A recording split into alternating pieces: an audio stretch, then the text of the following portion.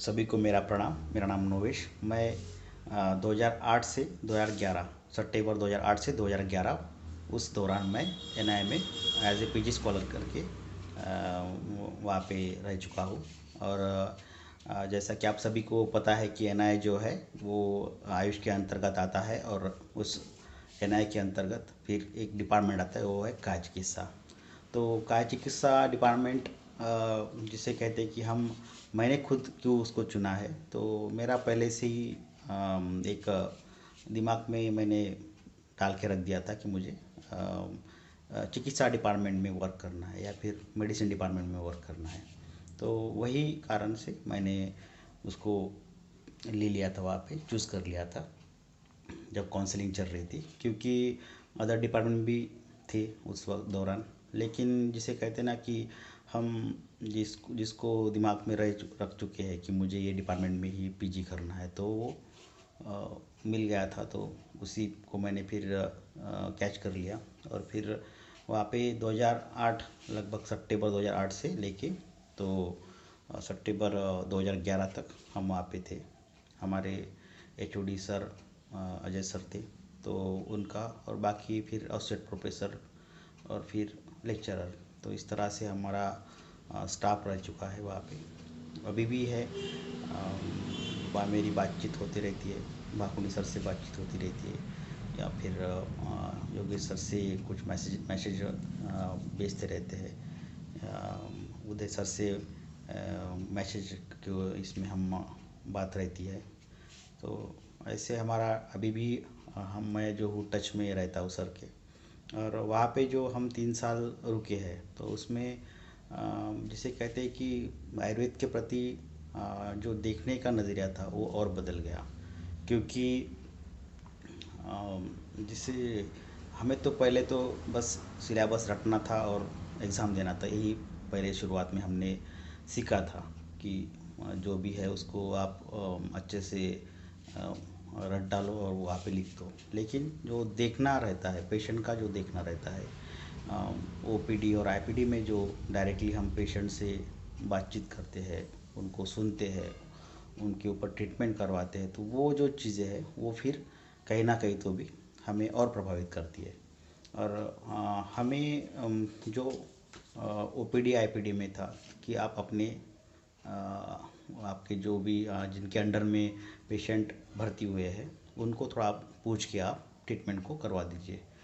तो उनके गाइडेंस के अंडर में हमने ट्रीटमेंट को 3 साल तक चलवाया। और हमें जो जो लगा वहाँ पे कि इसमें कुछ कुछ डायग्नोस्टिक क्राइटेरिया और कुछ करना है, पैथोलॉजी कुछ करना है, या फिर लैब में या कुछ फिर रेडियोलॉजी में कुछ करना है, तो हमने वो भी साथ साथ में किया। किसी को एक्सरे निकालना है, किसी का कुछ ब्लड इन्वेस्टिगेशन करवाना है, वो भी हमने साथ साथ किया। और वो फिर हम पेशेंट रोज़ाना देखते रहे 3 साल तक। तो वो मुझे लगता है कि मेरे लिए वो पॉइंट सही रहा कि मैं ओपीडी के पेशेंट को और आईपीडी के पेशेंट को बार बार देखना, उनको समझना, उनके ट्रीटमेंट को समझना, और ट्रीटमेंट में जो प्रोग्रेशन होना चाहिए, उनकी जो सिम्टोमेटिक जो है या डिसीज़ ओरिएंटेड उनको जो जिसको हम कहेंगे कि प्रोग्रेशन है, कि क्या उनमें सही में सिम्टम्स कम हो रहे हैं, कितना कम हो रहे हैं, जो भी अगर कोई पैरालिसिस का आता है तो उनमें क्या इम्प्रूवमेंट पाया जा रहा है, तो हम डायरेक्टली वहाँ पे देख रहे थे। तो उसके कारण में और जे हम कहेंगे कि कॉन्फिडेंस जो है पेशेंट का आयुर्वेद के प्रति ठीक होने का, क्योंकि पहले इतना नहीं देख पाते हैं, यूजी में भी हम इतना नहीं देख पाते कि आयुर्वेद ट्रीटमेंट चलाया है और उसमें फिर रिज़ल्ट इस तरह से शो हुए। लेकिन एनआई का जो इन्वायरमेंट था वहाँ पे डायरेक्टली पेशेंट का और आयुर्वेद थेरेपी का ये हमें दोनों भी पता चला कि वाकई में इस तरह से इसमें रिज़ल्ट पाए जाते हैं। वहाँ पे पंचकर्म भी था, वो भी पेशेंट को करवाना था, अग्निकर्म भी था, वो भी था। तो ये जो अलग अलग जो थेरेपीज़ है पंचकर्म से और शमन चिकित्सा, औषधन चिकित्सा, ये दोनों भी करवा के हमने डायरेक्टली वहाँ पे रिज़ल्ट देखे हैं। और वही मुख्य रहता है किसी भी चिकित्सक को बनने के लिए कि आप प्रत्यक्ष उसको देखेंगे, ना कि आप सिर्फ किताबें में ही उसको सिर्फ जिसे कहेंगे श्लोक में बताते रहेंगे। तो एक श्लोक तो बेसिक रहता ही है कि कोई भी शास्त्र को समझने के लिए, या फिर जिसे कहेंगे कि जो भी टेक्स्ट बुक है उसको आपको तो देखना ही पड़ेगा, जो ग्रंथ है उसको देखना ही पड़ेगा, लेकिन उसके बाद में आपको फिर प्रत्यक्ष जो है पेशेंट के ऊपर में वो भी देखना ज़रूरी हो जाता है, ताकि आप उसको जन्म भर के लिए उसको याद रखें। तो उसी लिए मुझे फिर एक बूस्ट मिला कि नहीं, सही में आयुर्वेद शास्त्र से रिज़ल्ट आते, और फिर हमने इसमें वर्क करना चाहिए। जो हमारा डिपार्टमेंटल जो शेड्यूल बना हुआ था, जो टाइम टेबल बना हुआ था, वो भी मुझे लगा कि जो हम सोमवार से लेके शनिवार तक जो हम उसमें जा रहे थे, मॉर्निंग से लगभग 8 के आसपास से लेके तो शाम को 5 साढ़े 5 बजे तक, तो सही में ये एक डिसिप्लिन का वहाँ पे माहौल, जो हमको कुछ खुद पढ़ाना था वहाँ पे, पीजी और पीएचडी और जो जूनियर्स थे या हमारे कुछ कोलीग्स और सीनियर, ऐसे सभी को क्लास में पढ़ाना था, हर एक का एक टर्न आता था। वो भी सही रहा कि हम खुद उसको हॉस्टल में रूम पे पढ़ते थे और फिर उसको पढ़ाना रहता था, वो भी सही लगा। कुछ ग्रंथ का क्वेश्चन आंसरिंग रहता था, वो भी मुझे सही लगा कि जो ग्रंथ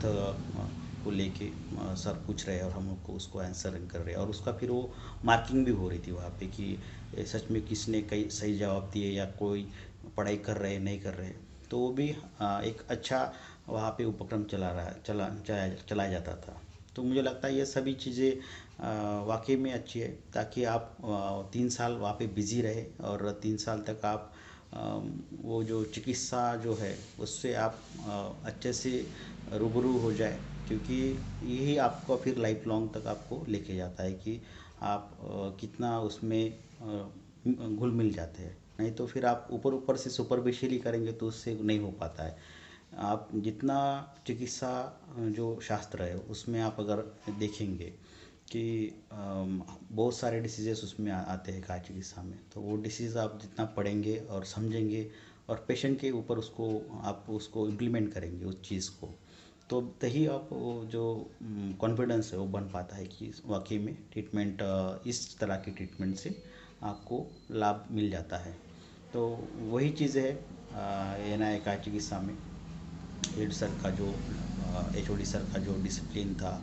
और बाकी जो सभी का जो सपोर्टिंग नेचर रहा है, क्योंकि हमारे लगभग मुझे लगता है कि कुछ नए जो सर आए थे तो वो 5-6 साल के लगभग एज का डिफरेंस होगा, 4-5 साल का। तो हमारे वो बड़े भाई जैसे उनका हमारे साथ में जो रहता है कि हम वो संभाल रहे थे कि छोटा है और इसको अभी ना समझ जैसा, तो इसको ये ले रहे थे कि चलो इनको अभी पढ़ाना है या इनको सिखाना है, इनको एकदम से स्ट्रेस नहीं है, तो उस तरह वो चल रहा था। तो हमें वो चीज़ें काफ़ी अच्छी लगी कि हम वहाँ पे 3 साल तक काफ़ी सीखने को मिला, और वही चीज़ें जो है फिर हमारे जीवन में हमने वो मैं जो वो इम्प्लीमेंट करते गया। और मैं धन्यवाद देना चाहता हूँ, ये इस प्रकृति का धन्यवाद देना चाहता हूँ, ईश्वर का धन्यवाद देना चाहता हूँ। ईश्वर को मैं धन्यवाद देता हूँ कि मुझे एनआई का चिकित्सा डिपार्टमेंट से पीजी करने का अवसर मिला, और मैं सभी को थैंक यू कहना चाहता हूँ। जय हिंद, जय आयुर्वेद।